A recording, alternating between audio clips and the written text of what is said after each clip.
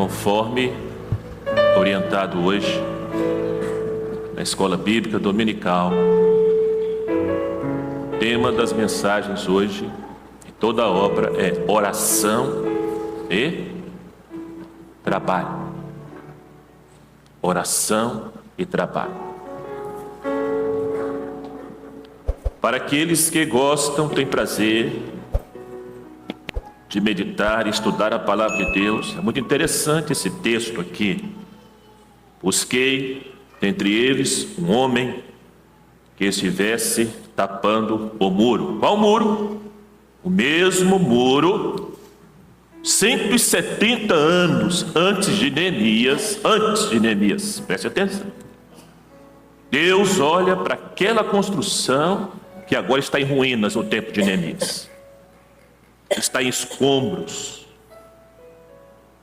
Mesmo muro. Olhei, procurei um homem que estivesse tapando o muro, cuidando dessa construção, dessa proteção, que estivesse na brecha perante mim. Oração, trabalho e oração. Tapar o muro, trabalho. Brecha diante de Deus, oração. Para que não destruísse Judá, Ezequiel profetizou para Judá. Mas não encontrei.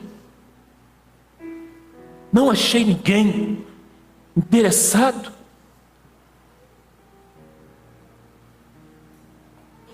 A Bíblia, meus irmãos, relata que a oração é a oração que faz o poder de Deus se mover e agir em favor do seu povo. Se prestamos atenção nos evangelhos, os evangelhos não mostram, nunca mostraram os discípulos perguntando ao Senhor Jesus assim: Senhor, ensina-nos a pregar. Não. Mas os evangelhos mostram assim: Senhor, ensina-nos a orar. Meus irmãos, orar mesmo é uma batalha.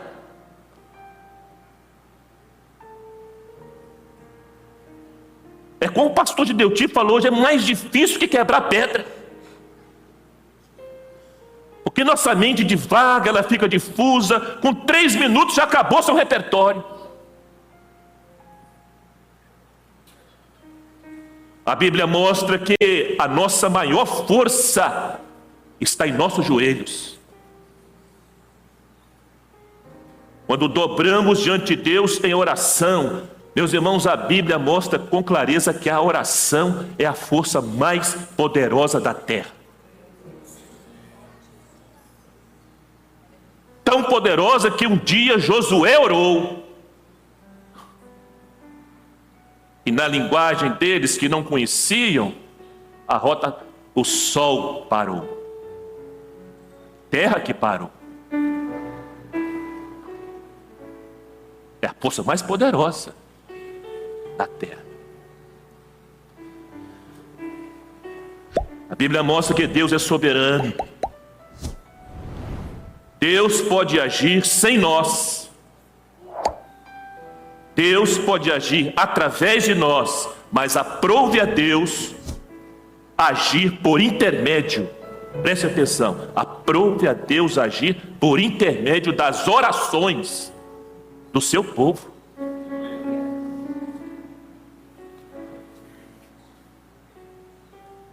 Eu podia relatar aqui, fazer uma relação aqui, longa, extensa, de experiências de oração. Mas eu vou citar aqui algumas.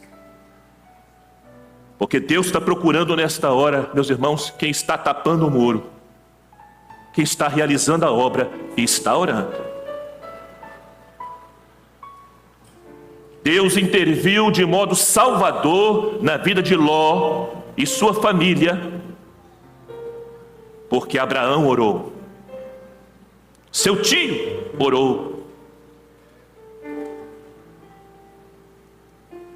Eu oro a Deus, meus irmãos, que nós continuemos orando pelos nossos familiares.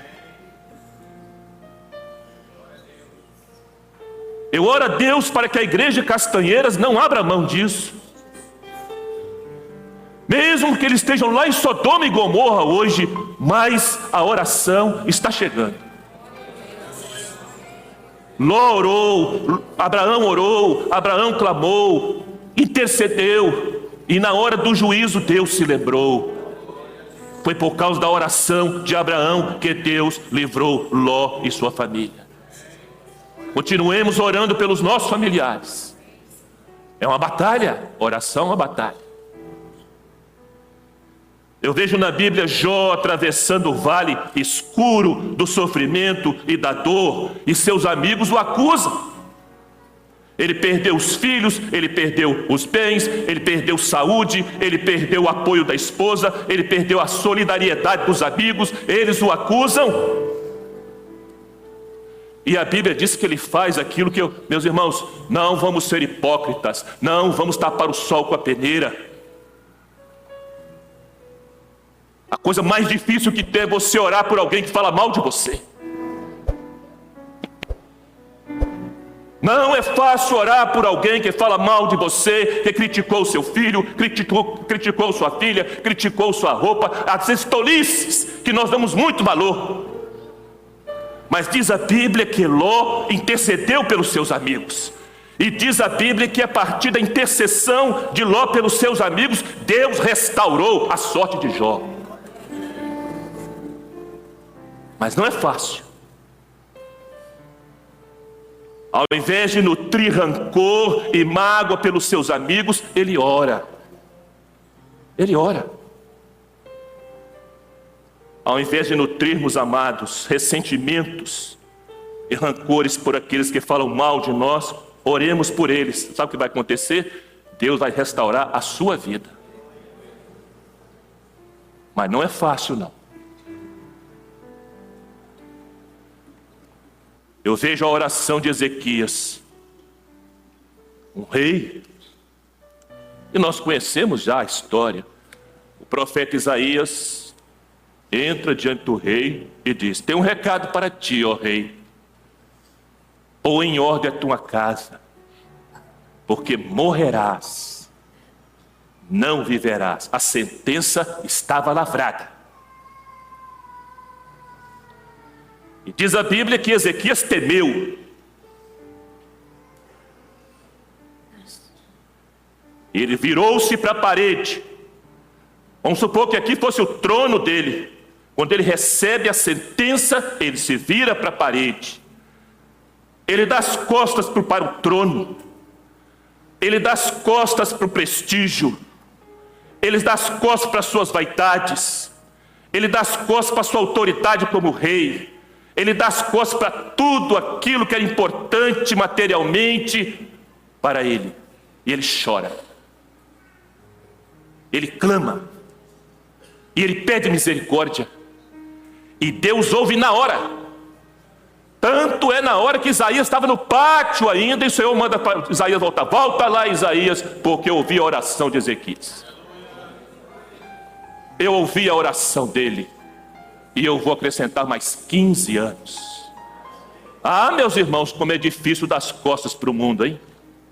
Como é difícil dar as costas para a vaidade, para a influência, para a distração, para a diversão hoje que absorve a vida espiritual de muitos crentes. A diversão, a distração, não temos nada contra isso, meus irmãos, absolutamente nada.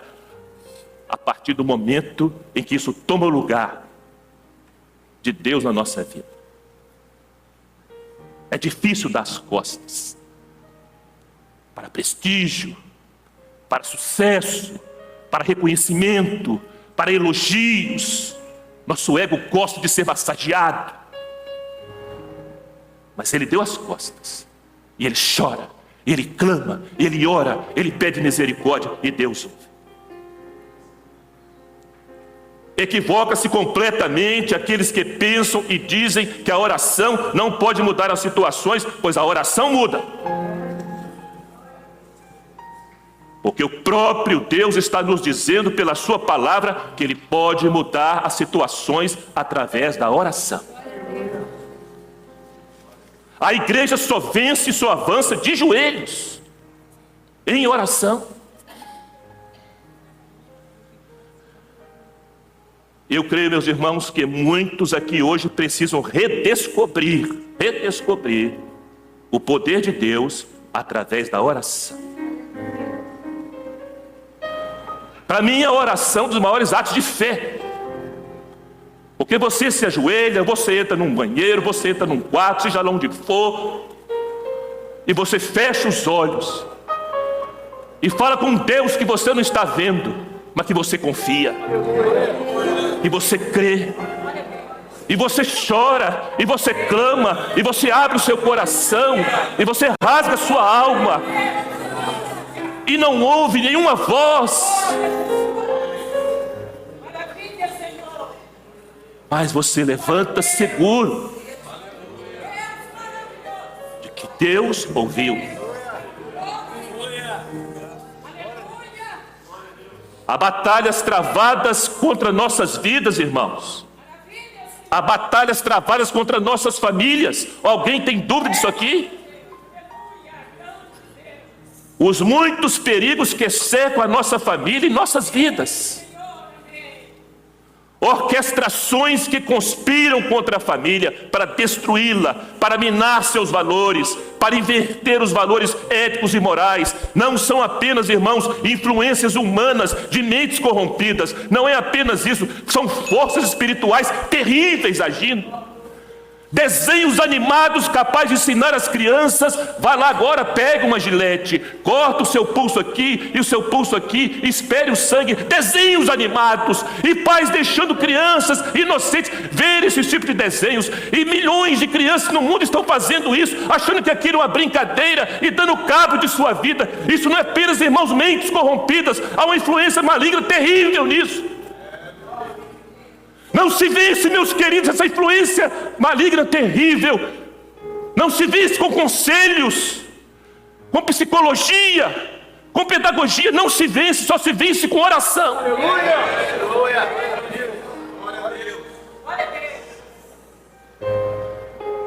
A igreja do prédio, meus irmãos, precisa ser fortaleza. A igreja do prédio precisa ser quartel general de oração e recursos de Deus. Pois ninguém aqui, nem eu, nem ninguém, vai vencer sozinho. Mas somente na comunhão da igreja, na comunhão do corpo, atendendo os comandos do Senhor dos Exércitos. Só a oração, amados, só a oração abre as comportas do céu para que o Espírito Santo seja derramado. Todas as ações prodigiosas de Deus na história da igreja apostólica, todas, pode ler o livro de Atos, de página a página. Todas as ações prodigiosas foram precedidas com oração. Pessoas serão salvas, famílias serão restauradas, haverá milagres e conversões, mas é necessário muita, não pouca, muita oração. É necessário comprometimento com a oração. A oração gera crescimento em salvação e a obra de Deus continua. Eu busquei dentre eles um homem que estivesse tapando o muro e estivesse na brecha perante mim por esta terra, para que eu não a destruísse, porém a ninguém achei. Sabe o que aconteceu, meus irmãos? Deus procurou, não achou nenhum intercessor. Sabe o que aconteceu? Babilônia veio. 70 anos de escravidão, de cativeiro, porque não havia nenhum interessado em chorar, em clamar, em tapar o muro e orar.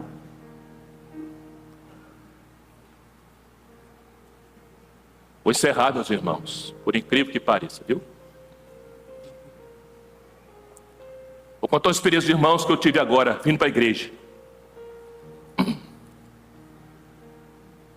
A gente vem clamando, pedindo sua misericórdia. E eu me lembrei dentro do carro da oração de Jesus. Na noite da agonia, lá no Getsemane. Às vezes, meus irmãos, eu tenho insistido nisso aqui com a igreja. Às vezes lemos a palavra e não avaliamos o que estamos lendo. Félix sabe disso porque é diácono, lê a Bíblia. A Bíblia diz, Félix, que Jesus, na noite da agonia, ele foi orar. Não é isso? Pediu 3 discípulos, apóstolos, para acompanhá-lo. Quando ele voltou, ele estava dormindo. Não escondendo, Félix, porque nós também estamos dormindo. Mas a Bíblia diz, meus irmãos, que Jesus suou. Não é isso, Félix? É isso mesmo que diz? Suou, transpirou. Não só suor, sangue. Ele teve uma hemaditrose, algo raríssimo na medicina. E eu fiquei pensando a intensidade daquela oração de Jesus, meus irmãos, porque era uma noite gelada. Aquela noite era uma noite gelada, era uma noite fria. Mas como é que você sabe, pastor? Porque está escrito na Bíblia, meus irmãos. Naquela mesma noite, Pedro estava no pátio do Sinédrio, se aquentando numa fogueira. Não estava fazendo calor, era uma noite fria e gelada, tanto é que acenderam a fogueira para poder se esquentar, porque era frio, mas ele suou. Ele suou, ele transpirou. A intensidade da oração dele foi tão grande, o amor dele foi tão grande, a misericórdia dele foi tão grande, a intercessão dele foi tão grande, que os seus poros se abriram, o sangue se esvaiu, ele transpirou o sangue. Meus irmãos, o Senhor me visitou no carro ali, porque ele falou comigo assim: naquela oração a sua dor estava incluída, Daniel. Naquela oração, desculpe aqui, irmã Ilma, mas o Senhor falou comigo dentro do carro. Naquela oração a dor da irmã Ilma estava incluída também.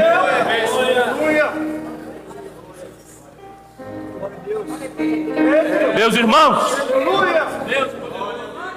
quantos querem orar? Quantos estão dispostos a orar com essa intensidade? Meus irmãos, é mais fácil nos assentarmos à roda da fogueira nessa hora de frieza.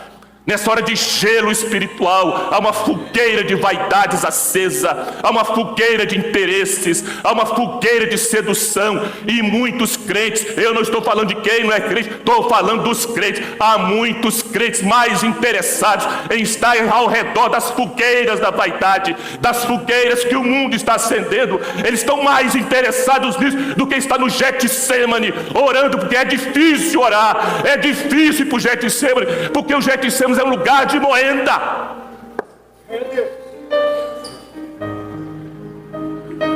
Mas naquela oração de Jesus, todos nós aqui estávamos nela. Todos, inclusive os discípulos que dormiram. Eles dormem, eles estão cansados, Senhor. Naquele dia, Félix, 170 anos antes de Neemias, Deus não achou nenhum homem, mas lá no Getsemane ele achou. Lá no Getsemane ele achou. Ele achou. Meus irmãos, vou terminar.